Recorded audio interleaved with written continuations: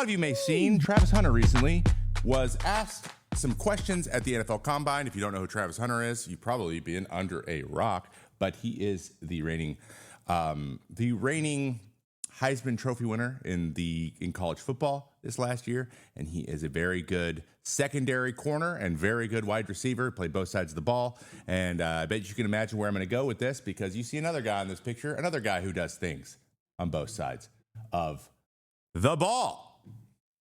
Shohei Ohtani. When asked, do you think it is harder to be a two-way player in football or be a two-way player in baseball? Travis Hunter said something that is on my list somewhere. Wow, interesting. Travis Hunter basically just said, you know what? Shohei Ohtani is an amazing player. He's a freak athlete. However, I think what I do is more difficult. Now, as you can imagine, the internet had its own little field day with that comment. I will say this. I don't agree. So let's start there. I don't fully agree, only because it's not like I'm a big football player. I played football until I was a freshman in high school and then quit because I didn't like handing the ball off every single play. And my high school never threw the ball because we were old school. And they still are. But that's neither here nor there. What Travis does is play defense and offense, okay, in football. It's hard on your body. That's the point he made. You know, it's tough on your body. It's not playing the entire game, not getting a rest is really hard. All valid points. Though, his coach for his team has literally been quoted as saying, as we all know, it's primetime Deion Sanders, a man who played both in the NFL and the MLB, is quoted as saying, hitting a baseball is the hardest thing there is to do in sports. And that is one of the two things that Shohei Ohtani does. So do I agree that it's much harder on your body? Yes. In terms of impact and ability to get devastating injuries, 1,000%. Breaking you down faster, 10,000%. Pitching and hitting is a slow grind. Baseball is a different sport, right? Instead of playing 16 games, you play 160. You play 10 games for every one of football. So you just slowly wear your body down. Now, when you're on both sides of the field, you're playing every single baseball game, either whether or not you're pitching or you're hitting. That'll wear you down in different ways. So they are very different. But the hand-eye coordination involved in baseball, in my opinion, makes doing both of these things, being this elite at both of these things, I think, is the most impressive thing I think there is in sports. I don't know. Like the fact that Deion Sanders and Bo Jackson could even play both is incredible. It just shows how amazing athletes they are. But I will say there is one caveat, that we don't have a ton of two-way players go to the NFL and play both sides of the ball, like all the time, right? Like all defense plays, all offensive plays, and he won't either, because that's just ridiculous. You're exhausted. You're sprinting around. It's just there's no way. There's not enough energy in the world to get you through that. But being a corner, specifically being a corner, so hard. Like I don't like being a corner. Would be so annoying and frustrating for me. Like they know where they're going, but you don't, and you just got to guess. Just be more athletic against like the most athletic guys on their team. It just sucks. So if you can be a good corner, you are. I just think that good corners are like the next level smartest like players on the field outside of quarterbacks. So it's impressive that he can do that. So I think it's closer, but maybe I'm biased. I am biased. It's baseball. Shohei Ohtani. It's just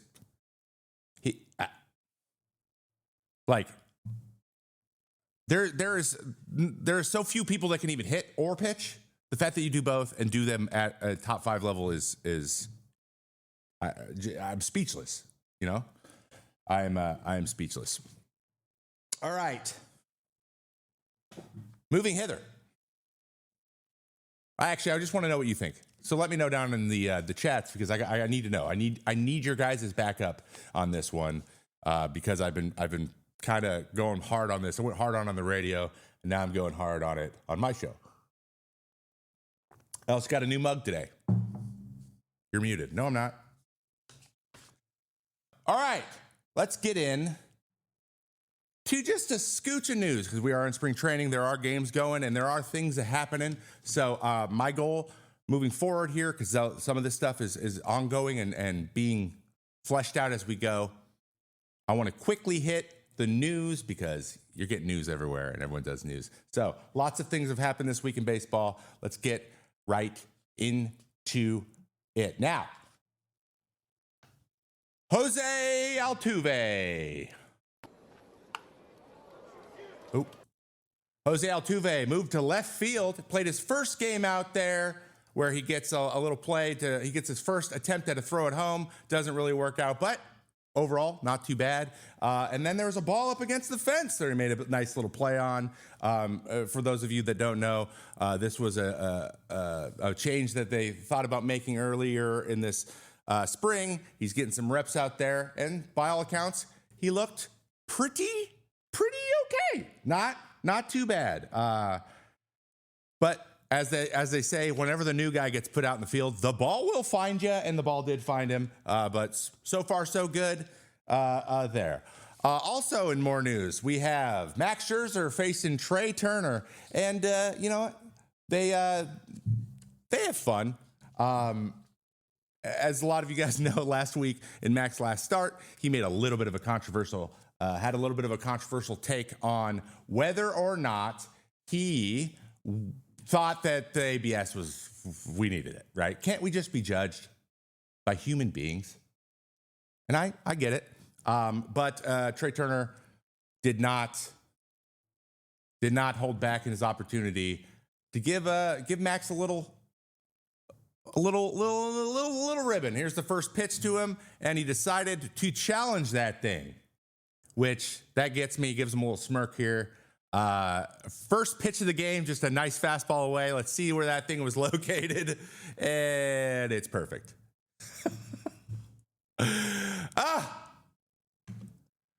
God bless it. Everyone has fun. We love baseball. We're having a good time, and even Max Scherzer can have some fun from time to time. Look at him smiling as he goes through his rotation, his windup there.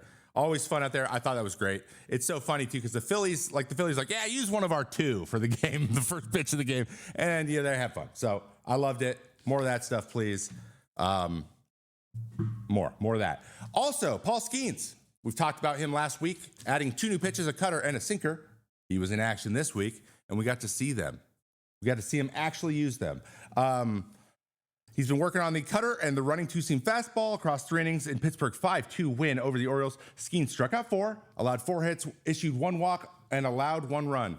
And guess what? He threw 99 miles an hour a lot. Surprise! Paul Skenes throws real hard. If you missed Sirius XM Radio was in Pirates camp last week, you can go back if you have the Sirius XM app and go listen to our show. There were some great interviews from him. The guy is amazing. I'm going to gush about him all year, so I apologize. He's probably going to make an appearance in the show quite a bit. I am a pitching guru. I love pitching, and he is kind of as good as it gets. He's 22 years old. He's younger than Jared Jones. I did not know that till yesterday.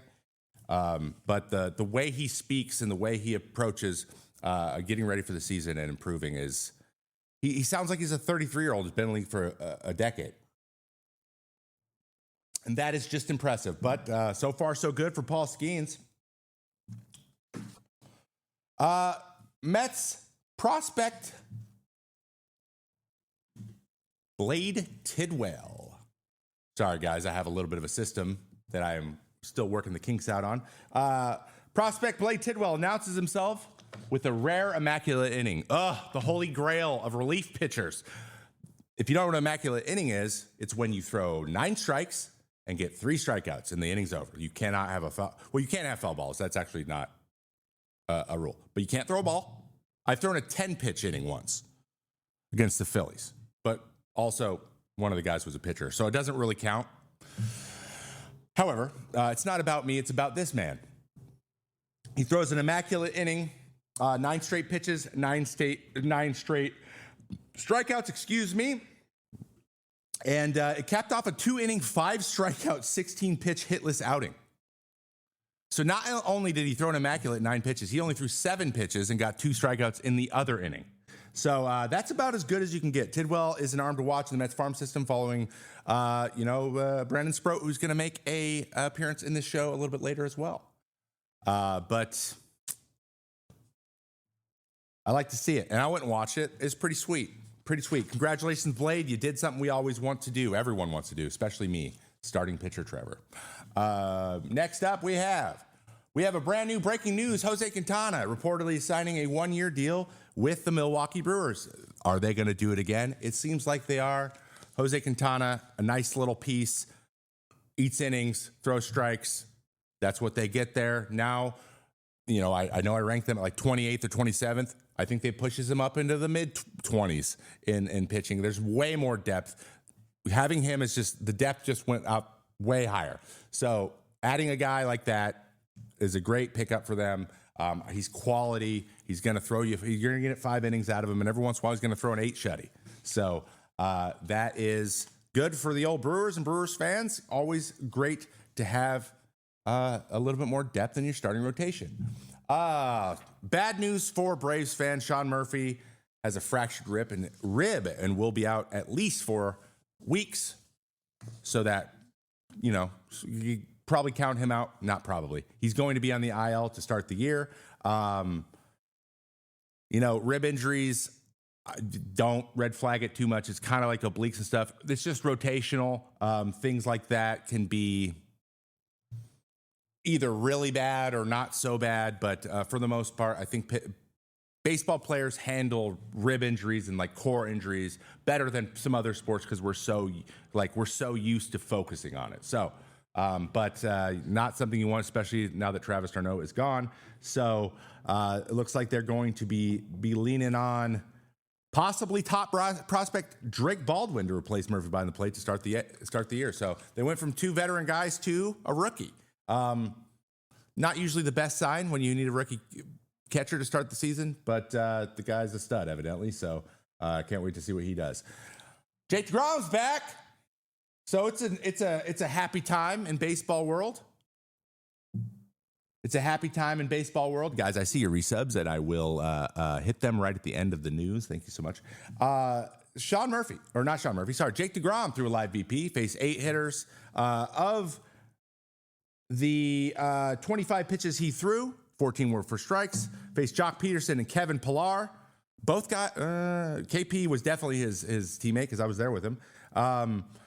And though he was throwing 80 to 90% effort, everyone who saw him said it looks like patented Jacob deGrom. Now, I can speak from experience. Jacob deGrom never looks like he's throwing more than 80 or 90%.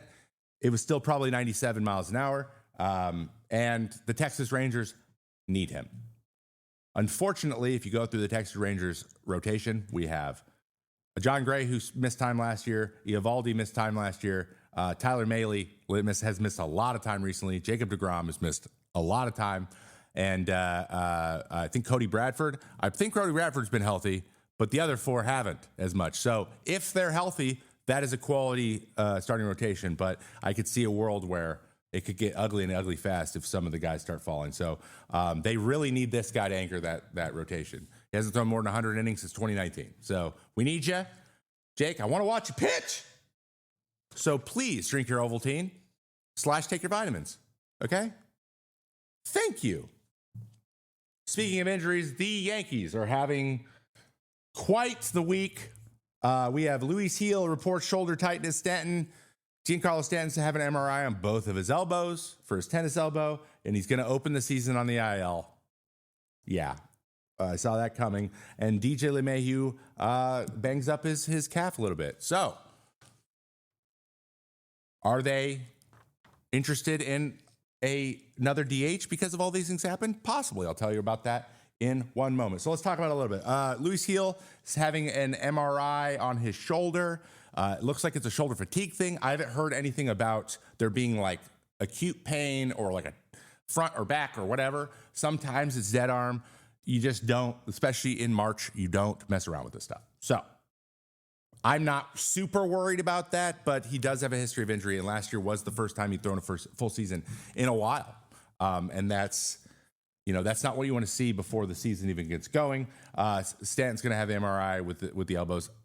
I would just say, they're going to take it week by week, and there's a chance that we get a Giancarlo Stanton, hear nothing about him for 2 months, and then in June he just shows up, kind of like he always does, frankly. But when it comes to LeMahieu's calf, I myself have popped the calf. Speaking after the game, manager Aaron Bone called the injury at least a little concerning. My guess is probably some version of a calf strain.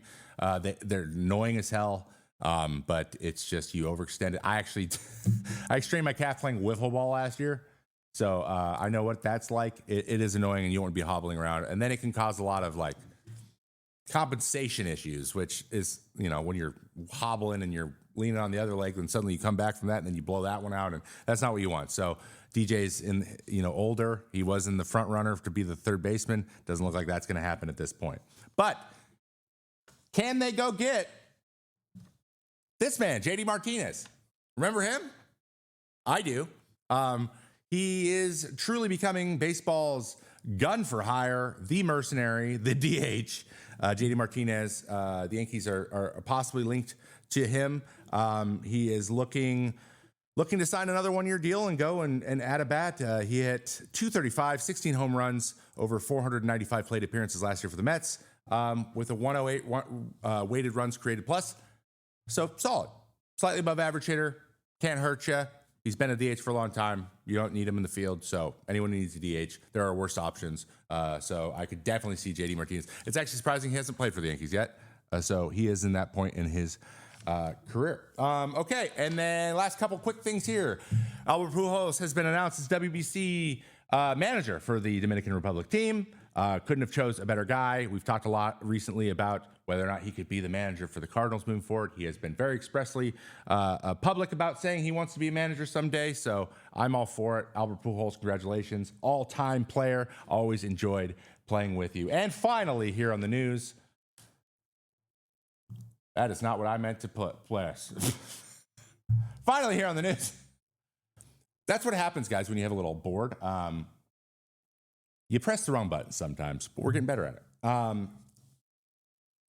This is the second time we've discussed this gentleman, Tony Miserati. He is a radio personality in Boston. You may remember him from our worst Hall of Fame ballots segment from about a month ago, where he voted for Manny Ramirez and Alex Rodriguez only last year as a Red Sox fan. And then now he doesn't get a vote anymore. It wasn't directly because of that. I think it was just a throwaway ballot. But he had some things to say about unanimous number one prospect in baseball right now, Roman Anthony. Let's take a little listen to what he had to say. Your ass this afternoon. Okay, so I was scouring the internet. Is that the right word? Yep. To find scouting reports on Roman Anthony. Mm-hmm. And I came across one that said Anthony should become an above average outfielder. What do you mean should? What does should mean? Should tells me that he's not good and that he's got to grow into it. This is the guy who's regarded as the number one prospect in the game. How is a guy the number one prospect in the game if his defense sucks? Because that's how I read that. And after watching him play the outfield, he doesn't exactly read the ball off the bat like Ken Griffey Jr. He doesn't. So here's what I want to know. How come nobody ever tells me about the bad stuff? Why do I have to go looking for it? And why, in God's name, do I have to do my own scouting? Because covering sports in this town has become one big circle session. That is so annoying to me that nobody anywhere Roman Anthony. Wait till Roman Anthony gets here. Yeah, you're going to love this kid. He's awesome. He's the number one prospect in baseball. Roman Anthony, he can do it all.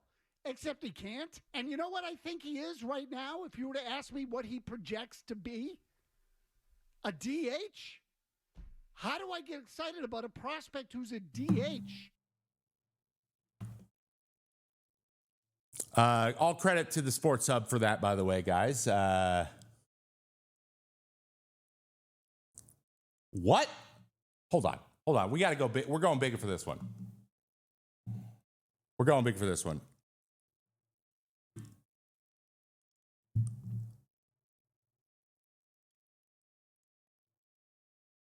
So here's the deal. I'm looking at chat right now. I understand.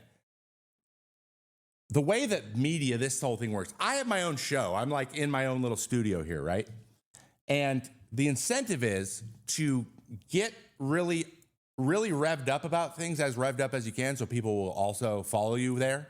So you take anything you can find that get revved up about, and then you get revved up, and then I get to go and be like, "Ugh, I'm revved up. Look how dumb that was." Like, and then it's exactly what the circle session is what he called it. That's exactly what it becomes. Let me just bring you back down to earth here. The word should isn't like to deceive you, and it's not also bad. You just thought of it as bad. Everything is should because you have no idea because it hasn't happened yet. It's a prediction. So whenever you're predicting, it's probably pretty good to say, I'm not certain, because you're not. No one is. So that is the scouting report. That's a normal thing that's in scouting reports. I don't know what to tell you. I think that we should be okay with him being a pretty good fielder. Not everyone is the best fielder on the planet. You know, you're not going to get another Nomar every year. Like, some guy, not everyone's a 5-tool. Like, you're going to get guys who are really good at like 4 things or 3 things, and that makes them the best player in the class in there, because it's not, you know, you don't have you don't have a generational player every year, because then they wouldn't be generational players. So that said, it's a little bit too much energy for me, but you know, I also don't agree. I don't agree. I think he's going to be a really good player. I think we should just give him a chance. People ask me like, hey, do you think the hype for this guy, this prospect coming up is warranted? I'm like, I have no idea. I don't worry about prospects until they're in front of me being really good. Like, it doesn't. A wise man once said, it doesn't matter until you do it out there. Can't run it to the plate. So just go pitch. If you pitch good, no one cares what you do. If you hit good and play good, no one cares what you do. And by all accounts, that's what that kid is doing. So anyway, that's crazy, but it's okay. Tony can say whatever he wants. I don't know Tony at all. No ill will. He can say whatever he wants. But that is the nature of unfortunately, that is the nature of media and the world we live in. So I know I still fed it, but you know what? I freaking put the video in and I did the system. So I was going to talk about it. Okay. I did all the work, but you won't see that stuff too long. Okay.